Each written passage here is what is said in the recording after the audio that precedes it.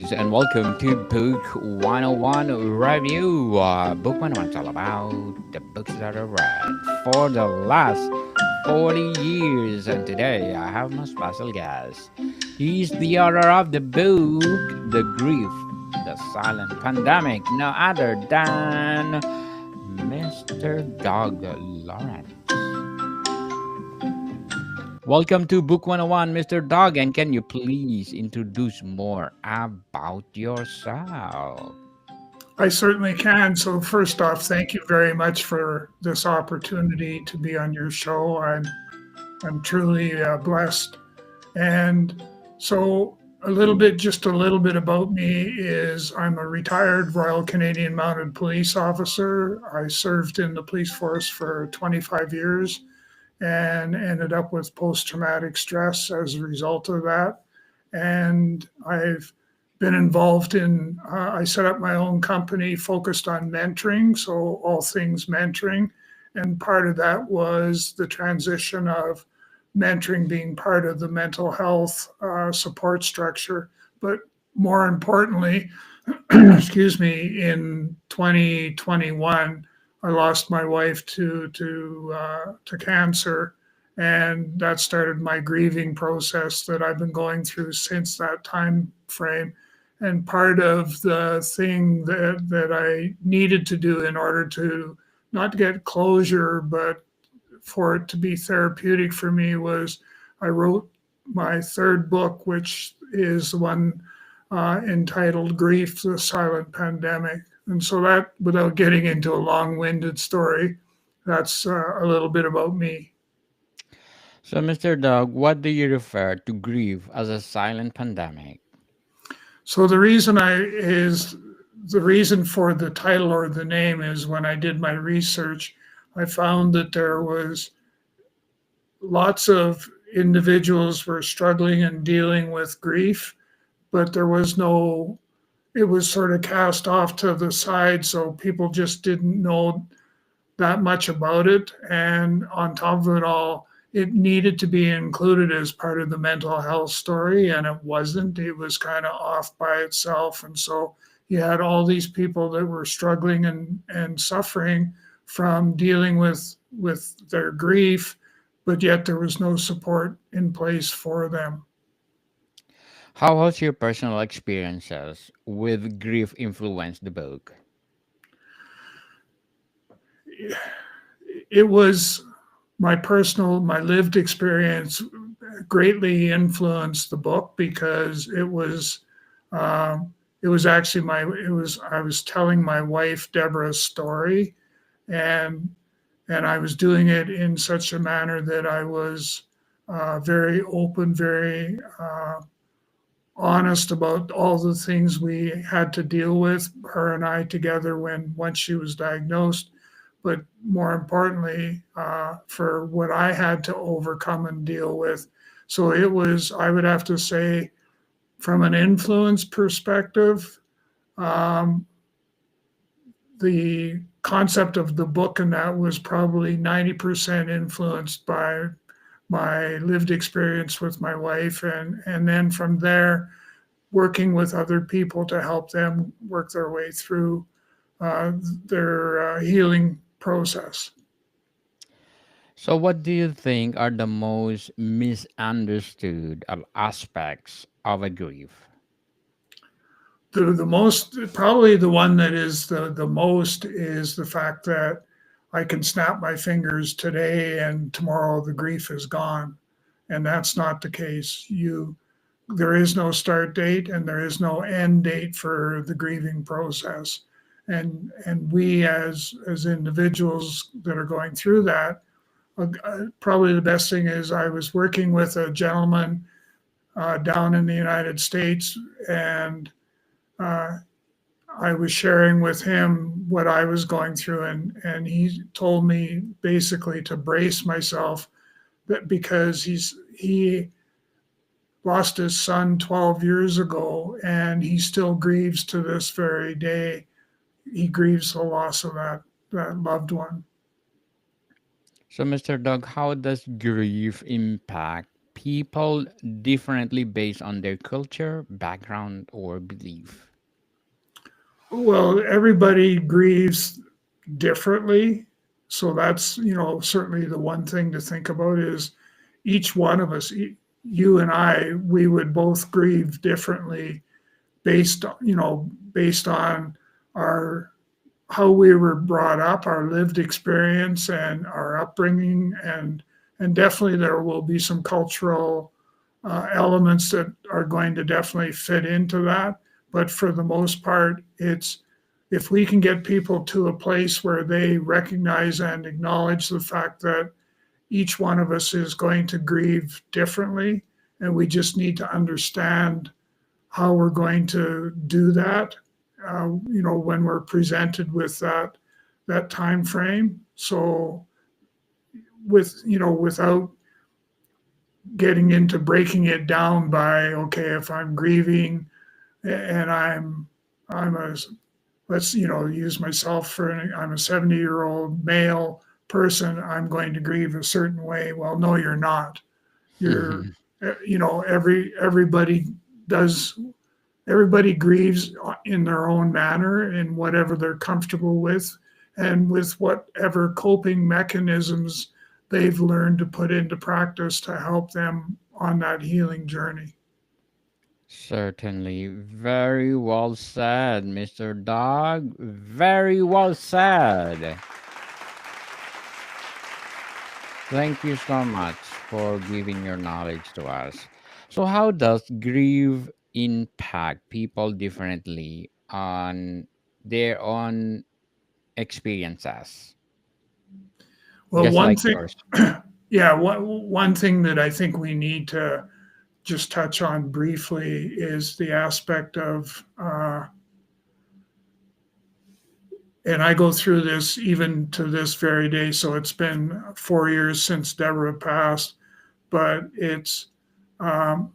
I will have periods or times during the course of my day where I don't, my memory isn't what it used to be. And it's largely attributed to grief and how it can impact the brain and the neurological aspects of how we think and do and all those sorts of things.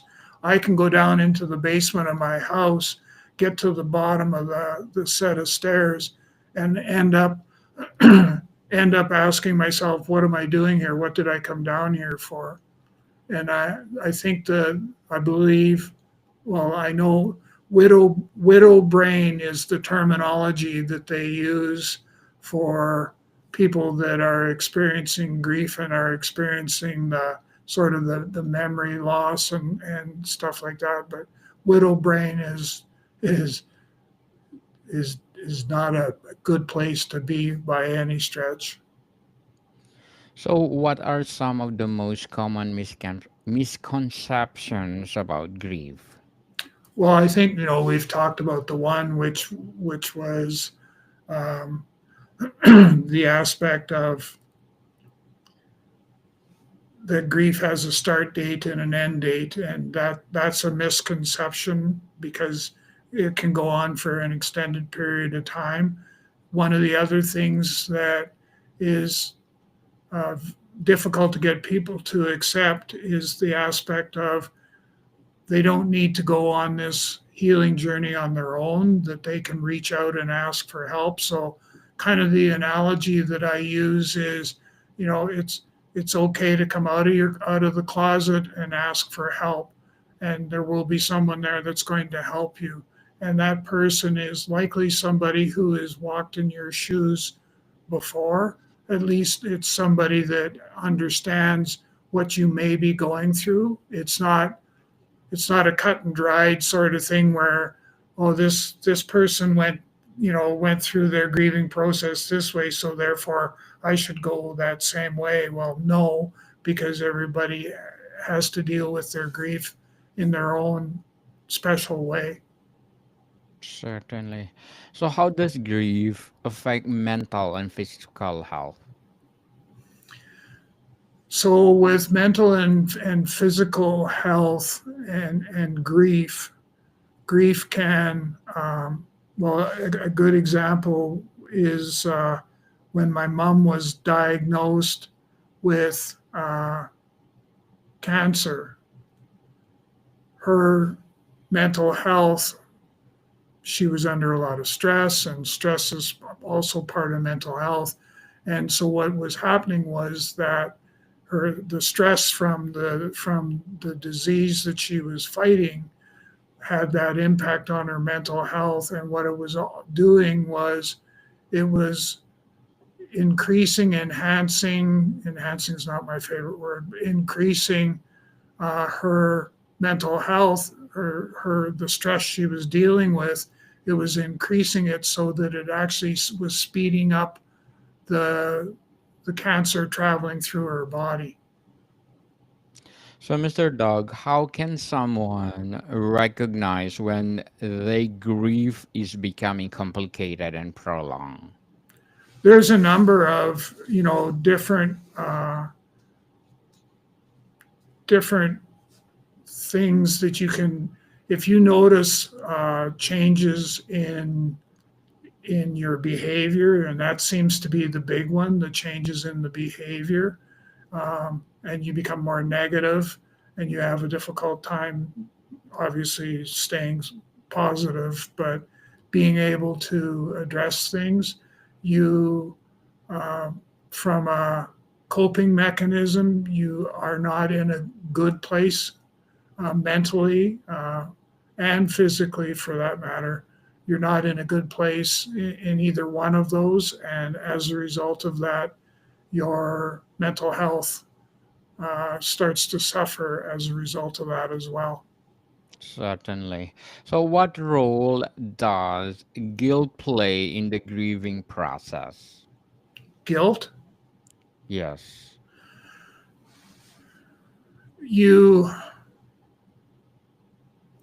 you feel guilty because you always ask yourself, what could have I done more to make it easy, to make things easier for, like in the case of my wife Deborah. I i asked myself on numerous occasions, what was there that I could have or should have done that would have, number one, maybe changed the outcome, but more importantly, made it easier for her with what she was dealing with. And I think, for me, it was, what could I do to change the outcome of, what she was experiencing and what she was going through? Um, because part of it was me sort of saying, well, it should have been me instead of you. certainly. So, what are some practical ways to navigate grief in a daily life? Support groups are extremely important. They're very crucial to your healing journey.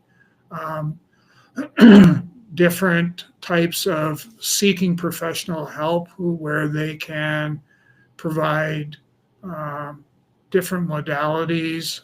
So, uh, there's all kinds of different modalities that you can actually um, tap into if you get professional help to be able to do so. So there's all of those elements that will play into that as well.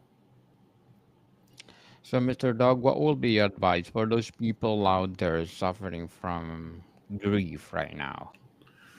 What they need to do, if you know somebody who is struggling because they're going through the grieving process, if you know somebody that's at the early stages of that, if you know somebody that's going, that has is still grieving somebody over a period of time, the most important thing that you can do is, what I tell people is, that I need you to be able to listen, and I need, as a grief mentor, I need to be able to listen and hear your story, what it is that you're dealing with.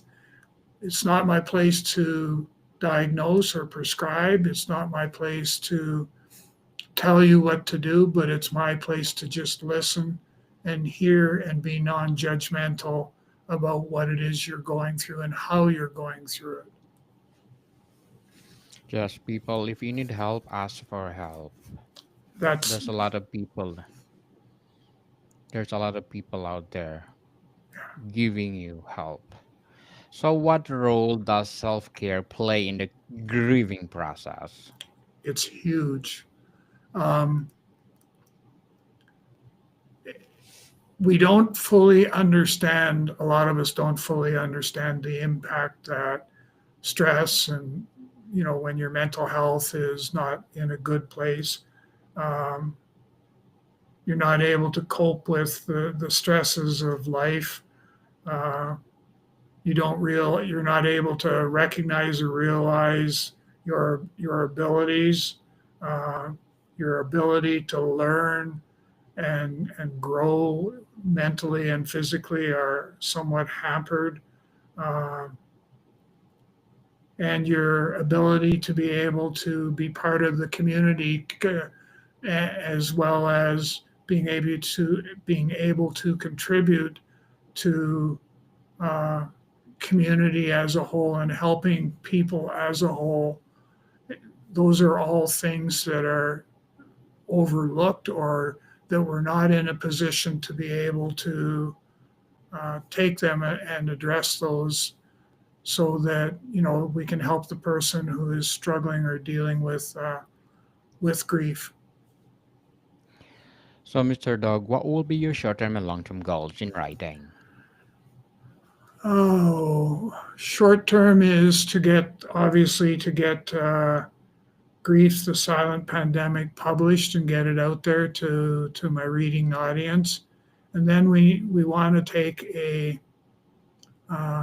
break just to sort of collect and capture my thoughts and my ideas, and then determine whereabouts book number 4 will fit into the whole grander scheme of things. Good luck to your goal, Mr. Dog. So, what are the best way to support someone who is grieving? The best thing you can do is to, number one, understand that they are grieving. Number two, that you know everybody grieves on their own as far as their own way, and to recognize that you need to be able to listen and hear what it is the person is saying so that you can perhaps provide assistance of some sort in order to help them continue their healing journey. And the most important thing is help them understand that they are not alone, that there are people that have walked in these shoes before, and they're there to help. Certainly. Again, people, if you need help, ask for help. What are the some things people should avoid saying to someone who is grieving? Yeah, my favorite one. Yeah. I typically will tell people, if you don't know what to say, then don't say it. Because a lot of times you'll put your foot in your mouth and wish that you hadn't. Um, so the different things like, uh, how are you today? Mhm. And you don't care how they are, but you think, well, I've got to say something. So, well, how are you today? And what I've had happen is I've started to answer that question, and the person has turned around and walked the other way because they don't they don't they don't want to have to answer or deal with the answer to the question that they posed. So there's that aspect of it. One of the other things is, don't make a promise you can't keep. And part of that, I had uh, when we did the celebration of life for Deborah, I had numerous people come up to me, but one or two in particular that I hadn't seen for a while, and they were very gracious about coming to help us, help the family celebrate celebration of life. But what was interesting was that the individuals said, you know, um, give me a call, and we'll go for lunch someday. I'd really like to be able to do that. Well, it's been 4 years, going on 5 years, and I haven't had lunch yet. So I always tell people, if you can't if you can't honor your promises and you don't know what to say, Don't then say it. don't say it. Don't leave comments Yeah. that you will not fulfill. So, Mr. Dog, to wrap up our discussion for today, what do you hope readers take away from Grief, the Silent Pandemic? I hope they get a deeper understanding of grief.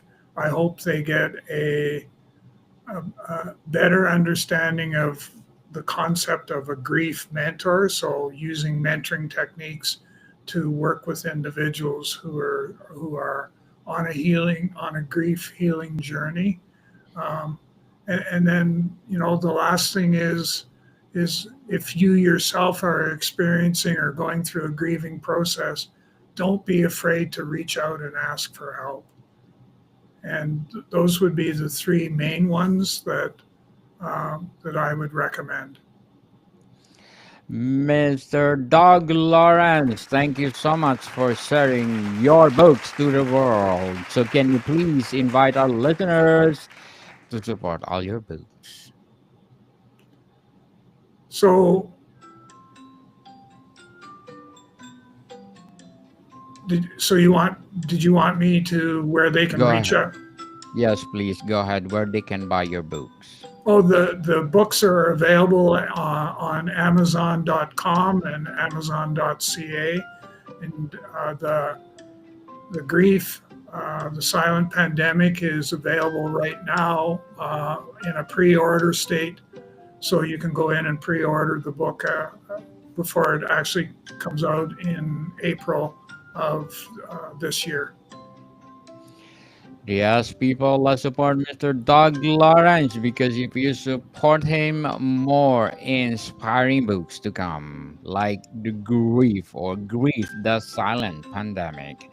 So, Mr. Doug, thank you for your time. Thank you. More to come, people. See you soon.